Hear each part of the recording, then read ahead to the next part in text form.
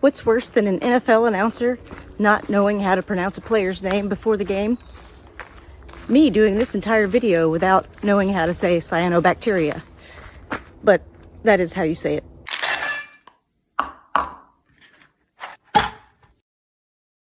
So why should you care about blue-green algae? Well, if you have a dog, blue-green algae, or cyanobacteria, thrives in warm, nutrient-rich water. And when it blooms, it causes toxins. Lila! As I was saying, it releases toxins that can cause liver failure, neurotoxicity, and can even, well, I guess I'm fairly new at this YouTube thing, and so I'm not supposed to say the word that begins with D but happens after you take your last breath. So I guess I'm gonna go with what everybody else says, and yes, blue-green algae can even unalive your dog. I can't do it, Lila. No, it just sounds stupid. My name is Ashley, and this is Unleashed, where I walk your dogs off leash in the woods of Vermont. Come on, Lila. We're going this way.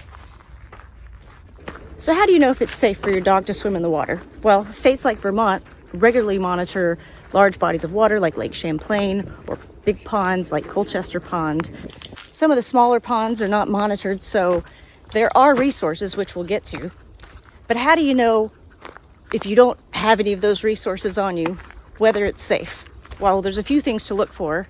If it looks like pond scum, you know, not your average pond scum, but something that looks like pea soup, basically. Or anything that's like bright green, just any kind of scummy little mats on the water.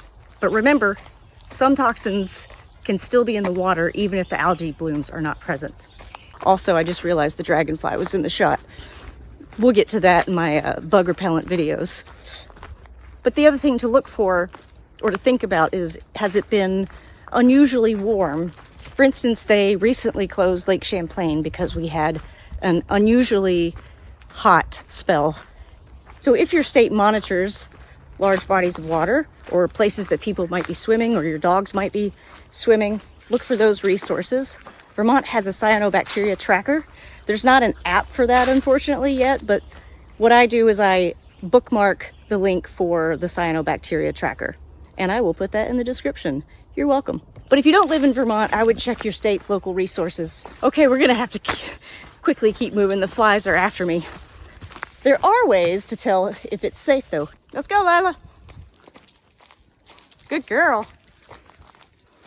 If the water is shallow or unusually warm, I would not let my dog in it if you are not sure if it has algae blooms, especially if it looks gross. And don't let your dog drink it either. Typically, moving water is pretty safe. Best bet is not to go in the water if you're not sure. But I would also make sure you rinse off your dog after they get out of the water. And look for any signs of illness, such as vomiting, seizures. That's what ChatGPT said. Always check your local resources. And if you're not sure, don't go in. Didn't Jaws teach us anything?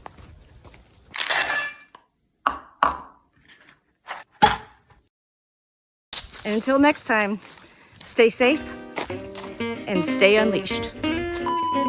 What's worse than an NFL player not knowing how to say a player's... Well, states like Vermont regularly water because we had a spell of really hot water.